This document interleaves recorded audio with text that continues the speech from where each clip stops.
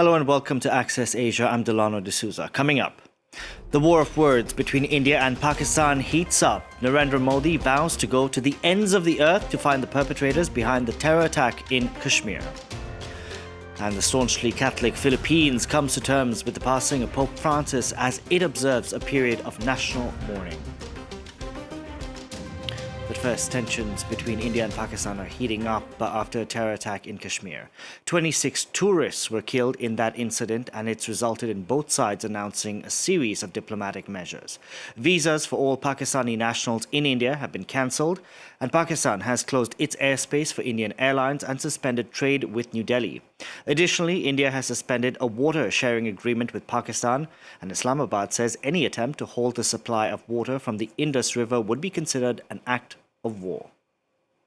The National Security Committee underscored that Pakistan, its armed forces, remain fully capable and prepared to defend its sovereignty and territorial integrity against any misadventure, as clearly demonstrated by its mired yet resolute response to India's reckless incursion in February 2019.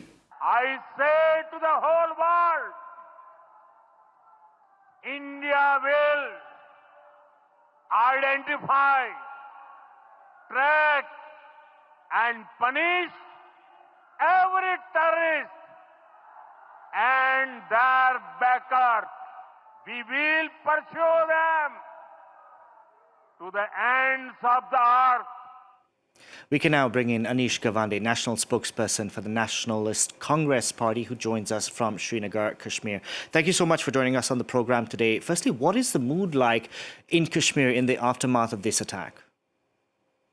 When there is an attack on India, there are no political parties, and the mood in Kashmir today is one of solidarity, one of grief, one of mourning. I'm standing right here at the Shankaracharya temple in Srinagar, where I have come to offer my prayers at the temple to mourn the loss of 28 lives in the single most dastardly terrorist attack that we've seen in recent decades, and certainly the worst on civilians. The mood in Kashmir is somber, but the mood in Kashmir tells us one thing, that India today stands united. In 2019, we saw that the Indian government scrapped Kashmir's semi-autonomous status. And then in recent years, we have seen this push to develop tourism in Kashmir. Did that push come too soon? No, it's too soon to say whether that push came too soon or whether or not that was the right move. What I can tell you today is that this is an act of terror against Kashmiris as much as it is against every single Indian civilian. Today, everyone here is hurting as much as everyone across the country is hurting. And I guarantee you that this is an act that will find resonance in every corner of the country and every corner of the valley. And so I think the fact is that livelihoods have been ruined now. I came here on a flight that I have come on many times before that was emptier than I have seen it over the course of the last 12 years. And the motto of the terrorists today and the idea that they wanted to seep in was that Indians should be divided on the basis of religion, that Indians should go against Kashmiris, that Indian Muslims should be pitted against Indian Hindus, and that today, as a nation, we should stand divided. And I am here today to reiterate that despite anything that might have happened before, despite any actions that we might have disagreed with the government on before, India stands united, and the mission, which is to destabilize forces within the country, will not succeed. I want to ask, did India let its guard down in Kashmir? Because what happened seems like a complete failure of the intelligence apparatus. It's too soon to say whether this was a failure of the intelligence apparatus. It's too soon also to point fingers. I think currently, as it stands, we know that there has been the largest civilian casualty in recent years, and certainly the most coordinated and the most devastating attack on tourists that Kashmir has seen in the past few decades. And that, to me, is not an indicator of merely a security failure, but a larger problem at hand. Right, Delano? I think, unfortunately, we're witnessing a multi-pronged attack that is out to destroy lives and livelihoods here, and heads must roll, and they will roll. That needs to be something that is not debated and discussed in television newsrooms, but rather in a very mature way. I'm grateful and glad that the polity in India has been so far very mature on this issue. We've had bipartisan support. There was a all-party meeting called just yesterday in New Delhi. I was in New Delhi yesterday as well, and that was attended by every single opposition party that reiterated their support for the government. There might be a special session of parliament called to discuss what to do further. But for now, I think we're mourning the lives lost and trying to figure out what exactly happened. Anish, India has not said Pakistan is responsible or this attack was planned in Pakistan for now. But by the actions New Delhi is taking, it seems that it is pointing the finger of blame towards Pakistan. Is there a risk that this risks escalating? Our enemy today is terror. Our enemy is not Pakistan. Our enemy is those who fund and operate terror through Pakistan. And I'm certain that India has a long and illustrious history of leading decisively, but with compassion. And I am certain that Prime Minister Narendra Modi will walk down this path. We're a country that has always prioritized peace. We're a country that is led with the values of Mahatma Gandhi. And I think even today, even in this moment of grief, the response will not be directed at a country, but against terror. And the message will be very clear that we will not be soft on terror.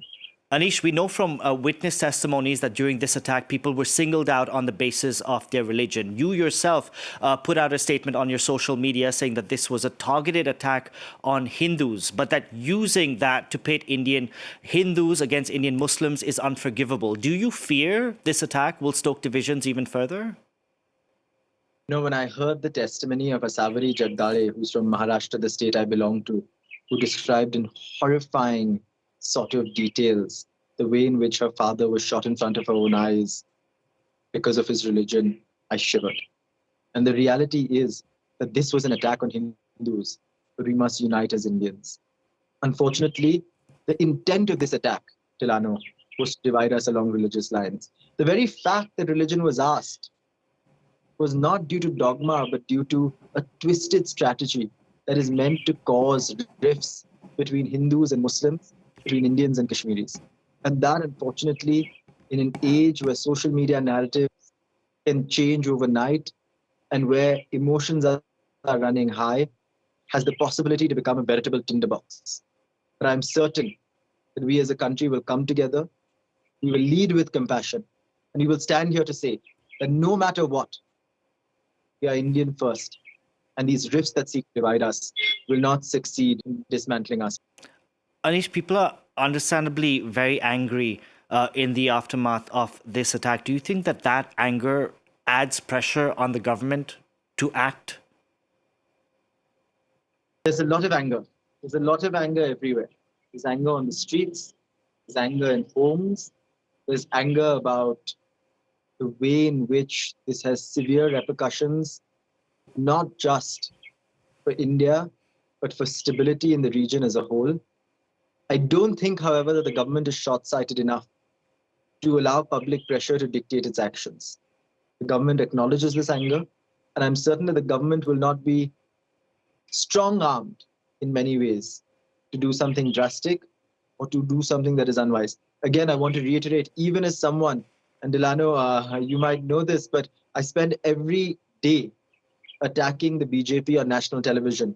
But today I stand here saying that we must unite because the response by the Indian polity has been mature and we must keep it that way. We've had bipartisan support. We've had all parties coming together and not pointing fingers at the government. And I think that needs to remain the case to ensure that any response is not knee-jerk, any response is not driven by a sort of anger that can lead to unproductive outcomes. Anish Gawande, thank you so much for joining us on the program today. Now, the Philippines is observing a period of national mourning following the death of Pope Francis. President Ferdinand Marcos Jr. ordered flags on all state buildings to fly at half-mast to honor the pontiff. The Philippines is a staunchly Catholic country, just one of two majority Christian nations in Asia. Jennifer Ben-Brahim takes a look at the lasting legacy of Pope Francis on Filipinos. Church bells ring out across the capital of the Philippines as hundreds gather at this cathedral to bid a tearful farewell to the late Pope Francis. Our beloved Pope left behind a large legacy. That's why he's called the People's Pope. He was very close to the people, especially the poor and the marginalized. 4 days of national mourning were declared in a country where nearly 80% of the population is Catholic. Nicknamed Lolo Kiko, meaning Grandpa Francis, the Pope was particularly popular in the Philippines. He visited the country in 2015 with his Manila tour drawing a crowd of 7 million people, the largest in papal history, and visited street children at a non-profit foundation, like this now 20-year-old student. I was so happy when I got to hug him. It felt like an angel had embraced me because it was so unreal and I couldn't even fathom the feeling at the time. Pope Francis also comforted the survivors of one of the most powerful storms to ever hit the Philippines. In 2013, Super Typhoon Haiyan killed more than 6,000 people and devastated fishing and farming towns, like in Tacloban in the southern Philippines. When the Pope came to visit us, it was a dream come true. I can't help but tear up. Sorry, I'm really a crybaby. I saw in him the personification of resiliency. Just the mere fact of coming here and braving the storm, focused on the goal of being with us, the people, the victims, the survivors of a super typhoon. Pope Francis appointed 3 of the 10 Filipino cardinals in church history. As the conclave decides on a successor, one of the frontrunners is Filipino Luis Antonio Gokim Tagle, dubbed the Asian Francis because of his dedication to social issues and sympathy for migrants. That's it for this edition of Access Asia. From all of us on the team, thank you very much for watching.